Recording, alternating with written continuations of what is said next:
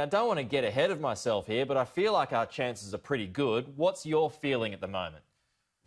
Well, we've clearly got a very strong bid, and like you, I don't want to get too ahead of myself. As sports minister, I haven't seen a lot of sports in my year so far, but I think this is a great opportunity for us. It's a very, very strong bid. I congratulate FFA and New Zealand football on preparing such a strong bid. It ranked 4.1 out of 5, which was the top of all the bids submitted to FIFA.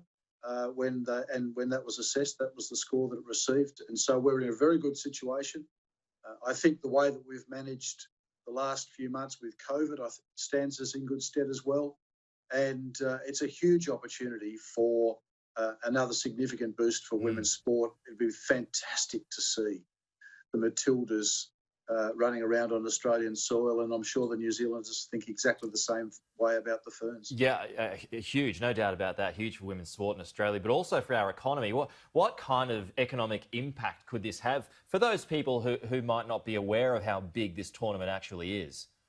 Well, this is one of the biggest sporting events in the world. It'll be the first time a global soccer event has been held in this part of the world, Australia and New Zealand, and so we will expect a global audience of hundreds of millions of people, and of course millions and millions of dollars worth of economic activity to the country as well. What are the plans in place? I mean, is there new infrastructure that has to be put in place, Minister, or is everything kind of already there when it comes to transport, when it comes to stadiums, when it comes to everything that's got to basically take care of millions of people who are going to come here?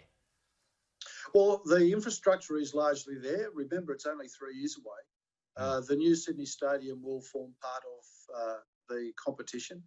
But one of the really good things about it is that we'll spread the teams all out into regional parts of the country. All states are participating, which is fantastic.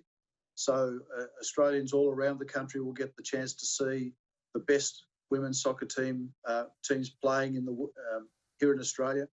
So it will do a great deal for all of the country. Training facilities are around the country in regional parts of Australia as well, and New Zealand.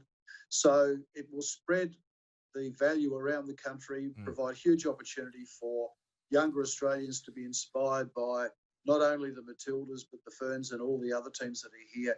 And as I said, a great boost for women's sport in this country. I'm a huge football fan, Minister, and I was actually there in Zurich a long time ago now when Australia missed out on the rights to host the 2022 Men's World Cup tournament. It was absolutely gutting, that was, and, make of that process what you will. But does that kind of disappointment weigh on your mind at all? Well, it always sits in the back of your mind, but FIFA have got a new process in place. Clearly, the fact that the bids have been ranked by their investigations panel that have been to all of the countries to have a look at it. And we were the highest ranked bid on the bid books. We've got the support of Oceania and very pleasingly after the withdrawal of Japan earlier in the week, the Asian Confederation have come behind us as well. So it's the first ever cross-confederation bid that's been submitted for one of these competitions. So it's got a lot of things going for it. And, of course, we're in a time zone that includes some of the biggest football playing nations in the world. Minister, just a couple of quick ones before you go. I've set your phone ringing there. I don't know if you want to turn that off, but no. There we go. Just declining the P. There you go, mate. You're very busy. You're very busy at the moment, Minister. Just a couple of quick ones. This Essendon Conor McKenna, he's tested positive for coronavirus, then tested negative. Are you scratching your head over that one as well? Well, look, I think it's important that we follow the procedures that have been put down and agreed by the AFL. Their protocols are very good. I appreciate the work that the AFL has been doing with the government and the authorities to do that. You just cannot be too careful with this virus. So, yes, it clearly raises some questions, but we need to follow the protocols. In the other parts of my portfolio in aged care, we have similar circumstances we have to keep an eye on. So we really do need to make sure that the protocols are followed so that we ensure that the players are safe, but also the competition can continue. And just finally, Novak Djokovic, he has tested positive to coronavirus as well. Was it irresponsible of him to continue with that tournament I note that Nick Kyrgios has sunk the boot right into him today and served up a couple of big ones to him. But what's your view of that?